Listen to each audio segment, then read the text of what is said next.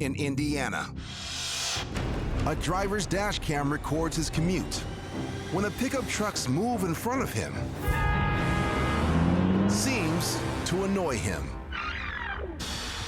But the pickup's driver appears to signal their lane change as they approach a construction zone ahead, seeming to attempt a zipper merge, where when faced with a lane closing during traffic congestion, cars merge zipper-like into a single lane at the closure point, which is, according to studies, the most efficient approach. And also, formally recommended by the Indiana Department of Transportation. But the driver with the dash cam may be unaware of that fact. And since the pickup is a company vehicle with a phone number listed on it, a short distance ahead, the driver with the dash cam decides to voice his displeasure by calling.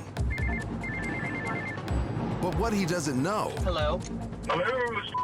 is that the man he's speaking with is the driver of the white pickup truck.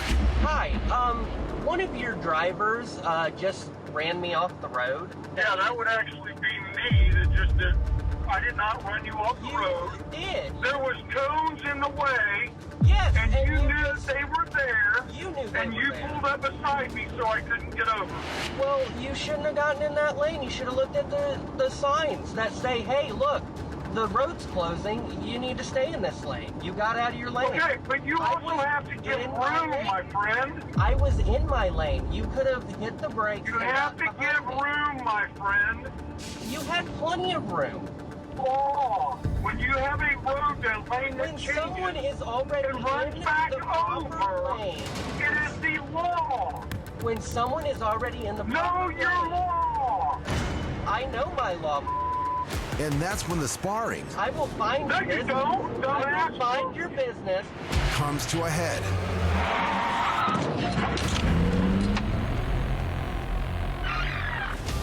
As the two men argue, the driver of the pickup applies the brakes. And the driver with the dash cam can't stop in time.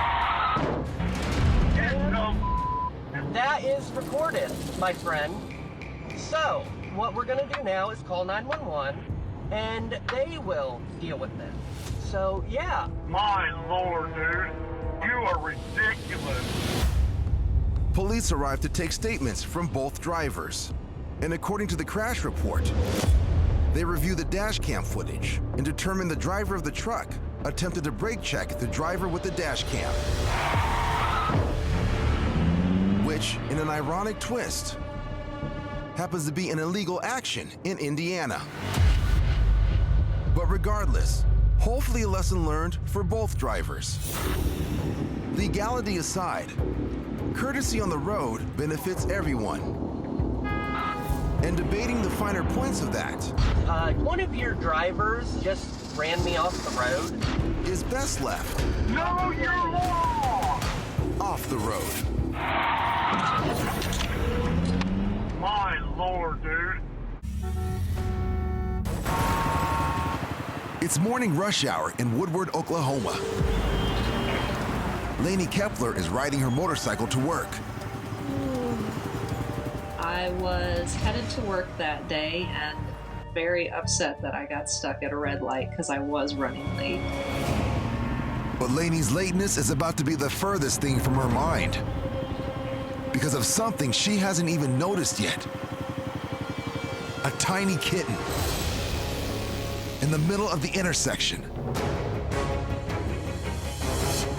And it just came within inches of a very sudden death. Its chances of survival are fading by the second. I initially thought it was a leaf. I didn't realize it was a kitten until he started darting the other direction. And it darted directly into the path of an oncoming truck hauling a tractor.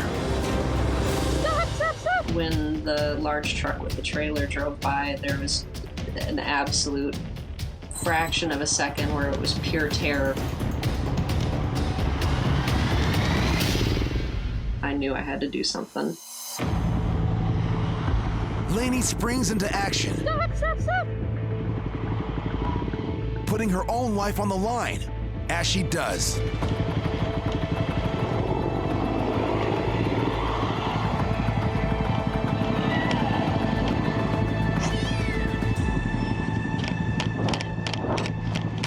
Oh my God. I gotta get my bike out of the road. Stay there. I don't know who she belongs to. Thankfully, there actually was another lady, the pedestrian that helped me. I was very happy to see her. I don't know what my plan was after I got him out of the street. Oh my God. I am shaking. Oh, you poor thing. Lainey decides to keep the kitten. His name? This is Skidmark. He is now, almost 7 years old. And if you're wondering how such a tiny kitten ended up in the middle of a very busy intersection, listen to this. Turns out when weather gets cold, mama cats like to put their kittens up in vehicle engines to keep them warm. After watching the video back, you can see he actually falls out of the engine bay of a car that was traveling across the intersection. Still watching it, my heart gets in my throat thinking about what would have happened had I not been there, had the other pedestrian not been there. Stop!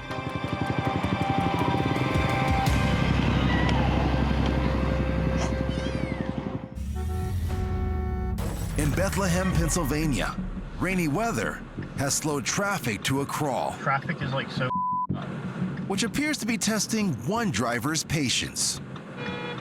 Who's beeping? The car behind me, they want this car to pull out and they can't pull out.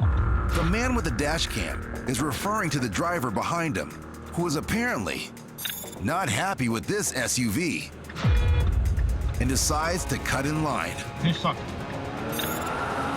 which turns out to be a bad decision. Oh, and it was up! And it's on my dash cam! What, bitch? Oh, I love it! Oh, you stupid! Instant karma! Oh, yes! It's 5 p.m. in San Francisco. A car's side door camera captures a silver car coming to a stop near a highway on-ramp. Inside that car are two real estate photographers with nearly $7,000 worth of camera equipment in the back. What they don't know is that this black sedan has been following them since they left their shoot. As the traffic moves forward, the silver car is now seen on the same vehicle's dash cam, and the black sedan once again pulls up close to its rear. The driver of the car recording, who wishes to remain anonymous, notices the black car, but doesn't think too much of it. I see this black car coming along my side, and I thought I was just trying to cut into traffic. So I was like, okay, well, I'll let it through. You know, I give him some space.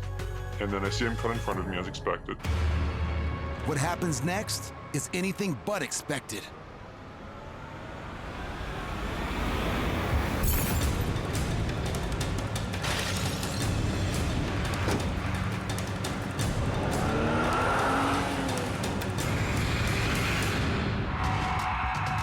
A man in a hooded sweatshirt gets out of the black car, punches through the rear window of the silver car, and grabs a bag full of camera equipment from the trunk. It was actually dead silent. The only thing you could hear was the glass breaking. Nobody screamed, nobody said a word. And then I see him take the bag, and I'm shocked. And then I see him speed off. The photographers, Ben Bargabani and his wife, are also shocked and very confused. I hear the biggest smash in the back windshield. And the first thing that came in my mind was someone rear-ended our car. But I looked back and I saw a hand trying to steal my camera bag.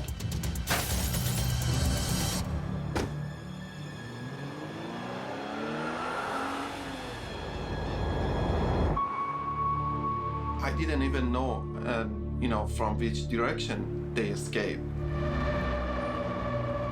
You know, I was 50-50 on stomping my accelerator and chasing the black Honda Accord, but I thought to myself, well, they might be armed, so this seems kind of like a dumb idea, and my life is exciting enough, so I chose not to follow. Though he doesn't follow, he does find a way to help. I flagged the victims over. I told them, hey, I got footage. He said his dash cam recorded the whole thing, even the license plate. So we exchanged our phone number. They share the video with the police and tell them they believe they noticed the suspects watching them earlier.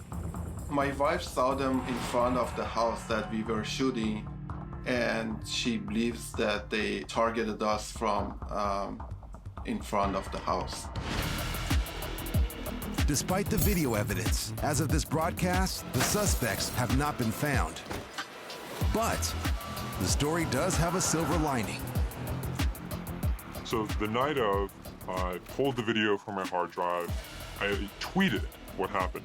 I woke up the next day with, I think, 5,000 retweets, 10,000 likes, and I was like, wow, this is pretty crazy. But after it went viral, a bunch of TV stations started airing it. And one of the TV stations set up a GoFundMe for the camera equipment that was stolen, because it was very expensive, thousands of dollars. The fundraising helps Ben and his wife replace their stolen equipment. All thanks to a good Samaritan who captured the startling incident on his dash cam.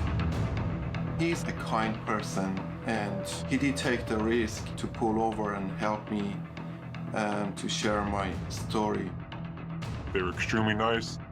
Ben and his wife took me and my business partner to dinner, and they even did some corporate headshots for me, so I got some professional pictures done by them. All as kind of a generous thank you.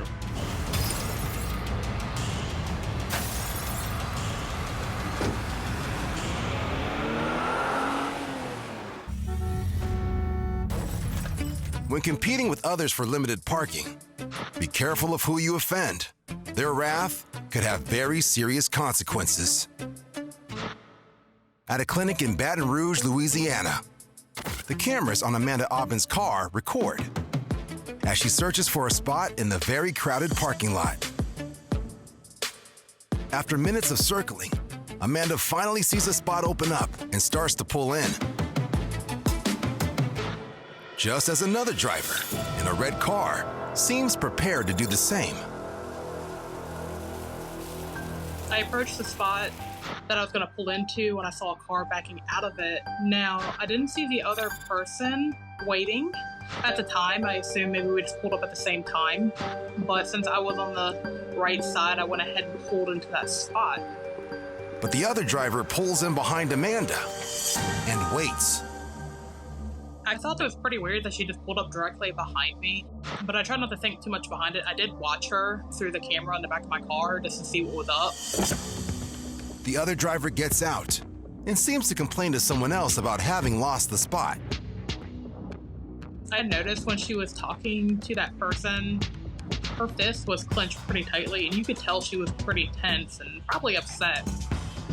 But the driver finally gets back into her car, backs up, and pulls into another spot. At that point, I figured, okay, everything is cool because we were both parked and she walked into her appointment. So I just proceeded to do the check-in procedure for my doctor's office while in my car. Amanda finishes her check-in and then heads into her appointment. Altercation apparently avoided. But when Amanda returns to her car later, something is very, very wrong. It was very obvious that my driver's side door and driver's side passenger door was very damaged. I was pretty upset. So Amanda reviews the footage from her car's cameras and is stunned. While Amanda is at her appointment, the other driver returns, and she's clearly not quite over losing that initial parking space.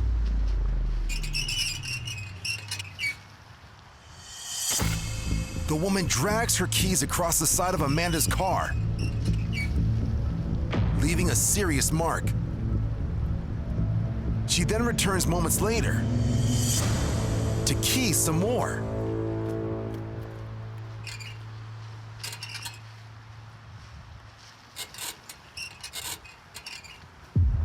Not only once, but twice on the doors. It seemed like she's done this before.